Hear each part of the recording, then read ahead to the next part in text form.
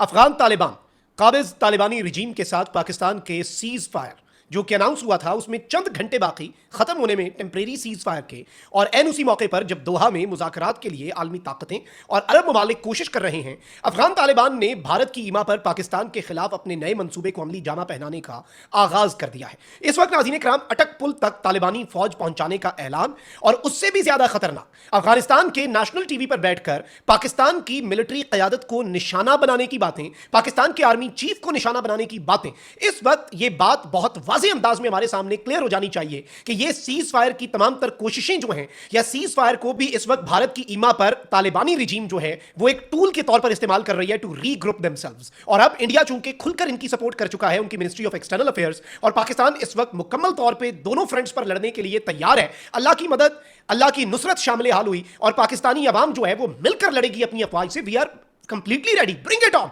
लेकिन ये तशवीशनाक डेवलपमेंट्स हैं, इन चीजों को समझना इस वक्त बहुत ज्यादा जरूरी है। मैं सारी डिटेल्स आपके सामने रखता हूं, लेकिन उससे पहले अगर अभी तक आपने इस वीडियो को लाइक नहीं किया, लाइक जरूर करें।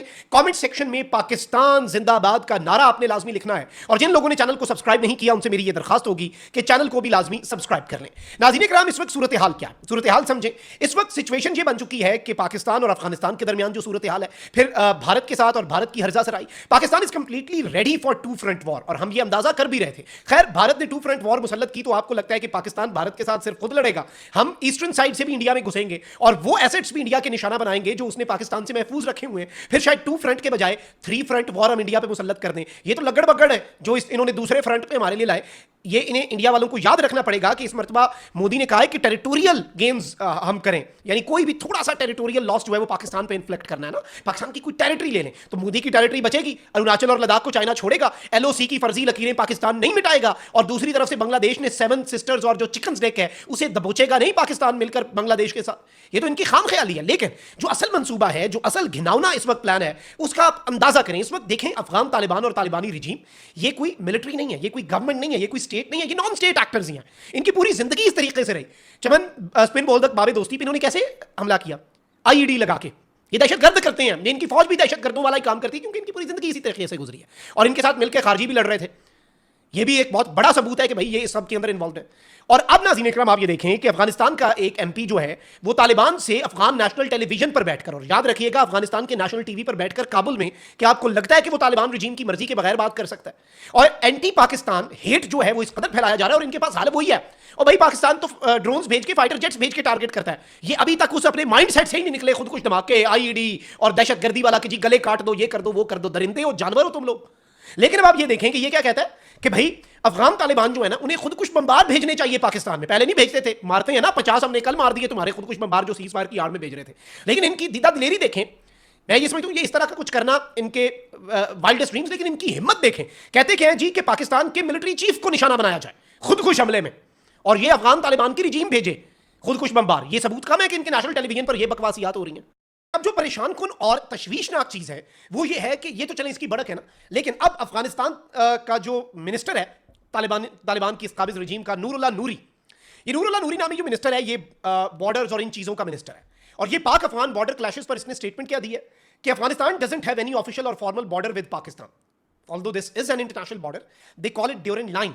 और ये कहते हैं कि भाई हमारा तो पाकिस्तान के साथ बॉर्डर है ही नहीं, there is only an imaginary line, एक सिर्फ ख्याली लाइन है जो एग्जिस्ट करती है दो मुल्कों के दरमियान, कोई फॉर्मल बॉर्डर है ही नहीं। Afghan territory extends up to Attock bridge, ये कहते हैं कि अटक पुल तक अफगान टेरिटरी है। ठीक है, तो कोई पहला आदमी है भाई कि जिससे हम ये वाले दावे सुन रहे हैं। इस तरह की बढ़कें बहुत पहले भी हमने सुनी। वैसे मैं ये समझता हूं कि हम तो कहते हैं कि ये पाक अफगान इंटरनेशनल बॉर्डर है, हमने फेंसिंग भी की, हम यहां से घुसने वालों को ठोकते भी हैं, मारते भी हैं, और अब तो उनके सहूलतकारों को, तालिबानी रिजीम के फौजियों को भी मारते हैं। लेकिन ये जो इसने बात की ना, ये बेसिकली इनका मंसूबा है। और अब चूंकि इन्हें इमाम मोदी मिल चुका है जिसके ये पैरोकार बन चुके हैं, हिंदुत्वा की आइडियोलॉजी को परवान चढ़ाना चाहते हैं, एक मुसलमान मुल्क के खिलाफ एक नॉन मुस्लिम मुल्क जो है उससे मदद लेने को ये जायज समझती है अमारात इस्लामी। इस पे भी एक अलग ही ये आयरनी है, व्हाट एन आयरनी वैसे। लेकिन इस चीज को आप समझें कि ये जो इसने बात की है, ये जो इसने बढ़क मारी है, मैं ये समझता हूं कि पाकिस्तान को एक दफा इन्हें बिठा के ना इनसे पूछना चाहिए कि भाई तुम कहते हो ना कि ये नहीं है कोई यहां पे इंटरनेशनल बॉर्डर, ये इमेजिनरी लाइन है। मैं तो कहता हूं पाकिस्तान को इनके साथ एग्री कर जाना चाहिए, ये इमेजिनरी लाइन है।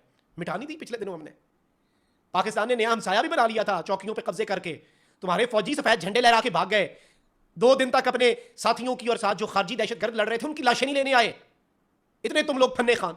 अच्छा, फिर शरारत करके भागते हैं। ड्रोन्स में सारा है कि शरारत की, भागने की कोशिश की, नहीं पता है सर्वेलेंस हो रही है, ठोके गए तुम लोग। पाकिस्तान ने जिस तरीके से मैप के ऊपर तुम लोगों की चौकियों पर सब जिलाली परचम लहराया था, you lost 10% of the territory जो इस इमेजिनरी लाइन एज पर यू के तहत तुम्हारी साइड पे थी। अटक पुल तक आना है। अब इंडिया ने असल में पीछे से थपकी दी है ना। इंडिया की मिनिस्ट्री ऑफ एक्सटर्नल अफेयर्स के तर्जुमान ने कहा है कि we stand fully with Afghanistan. ओ भाई, इंडिया खुद डिप्लोमेटिक आइसोलेशन का शिकार है। कोई बंदा तो चार्ज का ढूंढते जो लेजिटिमेसी देता, वो बेचारा खुद इंडिया लेजिटिमेसी ढूंढ रहा है। इंडिया तो खुद इस वक्त तबाह हुआ पड़ा है। इंडिया के पास तो खुद इस वक्त कुछ नहीं बचा। तो इस चीज को भी इन्हें समझना पड़ेगा। एंड मार्क माय वर्ड्स कि ये जो ये बड़के मार रहे हैं इस वक्त, देखिए पाकिस्तान इस वक्त हाई अलर्ट पे है। पाकिस्तान ईस्टर्न और वेस्टर्न दोनों बॉर्डर्स के लिए मुकम्मल तौर पे तैयार बैठा है। पाकिस्तान इस वक्त हर तरह के एडवेंचर, दोनों साइड्स जो है उनके साथ लड़ने के लिए तैयार है। और पाकिस्तान ने जो अपनी एयर स्पेस भी बंद की, वो इसी सिलसिले की कड़ी थी कि जी एक तरफ से जो अगर भारत आता है, हमने रीडिप्लॉयमेंट और मोबिलाइजेशन कर ली हुई है, we are ready. Afghan Taliban और इनकी तालिबानी रिजीम के लिए तो ATGMC काफी एंटी टैंक गाइडेड मिसाइल डरे उस वक्त से कि एक फतह मार दिया ना हमने, पल्ले कुछ नहीं बचना थोड़े।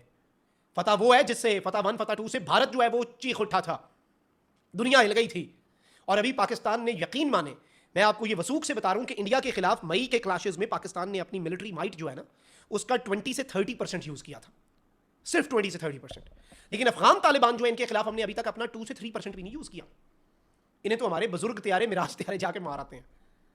तो ये डरे उस वक्त से, अगर हमने फुल मिलिट्री, अभी भी पाकिस्तान एस्केलेशन लैडर कंट्रोल कर रहे हो, तुम अटक तक के ख्वाब देख रहे हो, खुदकुश बम्बार भेजने की बात कर रहे हो। अपना इंटेलिजेंस चीफ तो बचाओ ना, वो खुदकुश बम्बार से नहीं मारा गया, वो लेजर गाइडेड मिसाइल से मारा गया। डिफेंस मिनिस्टर की आंख खजाया हो गई है, डिप्टी आर्मी चीफ ठोका गया, और ये वाजे कर दिया कि हमारा FC का एक जवान जो सरहद पे खड़ा है ना, उसकी जान तुम्हारे आर्मी चीफ और तुम्हारे इंटेलिजेंस चीफ से ज्यादा कीमती है। ये मैसेज दिया था स्टेट ऑफ पाकिस्तान ने, दोबारा भी यही देंगे। अमन चाहते हैं, अमन चाहते हैं, अमन चाहते हैं हम, लेकिन अमन की ख्वाहिश को कमजोरी ना समझा जाए। ये भारत से नई नई चीजें सीख के आए हो, बढ़के मारना, तो जरा उनसे ये तो पूछना था कि उनके साथ इन बड़कों का नतीजा क्या हुआ। और अभी वो दोबारा से सिंदूर 2.0 करने से पहले करोड़ दफा सोच क्यों रहा है, ये बताना शायद भारत भूल गया, या उन्होंने नहीं बताया, तुम लोगों को आगे कर दिया चपेड़े खाने के लिए। अल्लाह निगहबान, पाकिस्तान जिंदाबाद।